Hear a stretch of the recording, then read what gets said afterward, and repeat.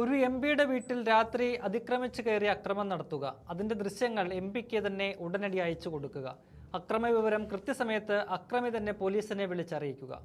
കഴിഞ്ഞ ദിവസം എറണാകുളത്ത് നടന്ന സംഭവമാണിത്. എറണാകുളം എം പി ഹൈബി ഈഡന്റെ കലൂരിലെ വീട്ടിൽ പുലർച്ചെ 2:45 ഈ അക്രമം നടന്നത്. അക്രമി എംപിയുടെ സഹപാഠിയായിരുന്ന തൃപ്പൂണിത്തുറ സ്വദേശി അലക്സ് ചാക്കോ. എംപിയുടെ വീട്ടിലെത്തിയ അലക്സ് മുറ്റത്ത് വെച്ചിരുന്ന ചെടിച്ചട്ടികളെല്ലാം തറയിൽ എറിഞ്ഞുടച്ചു.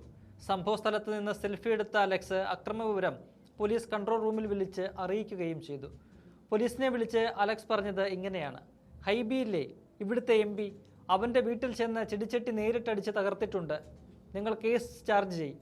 എറണാകുളം എം പിയുടെ വീടിൻ്റെ മുറ്റം നന്നായി ഞാൻ നിരത്തി കൊടുത്തിട്ടുണ്ട്. എനിക്കെതിരെ കേസെടുക്ക്. ഹൈബിയുടെ എടുത്ത് പറഞ്ഞേക്ക് അലക്സാണ് അടിച്ച് തകർത്തതെന്ന്. പരാതി കൊടുക്കാൻ പറ അവനോട്. അക്രമം നടത്തുന്നതിന് മുൻപ് രാത്രി 12:45 പ്രതി എം പിയുടെ ഭാര്യ അന്നാലിൻഡയുടെ വാട്സപ്പ് നമ്പറിൽ ഭീഷണി സന്ദേശം അയച്ചിരുന്നു.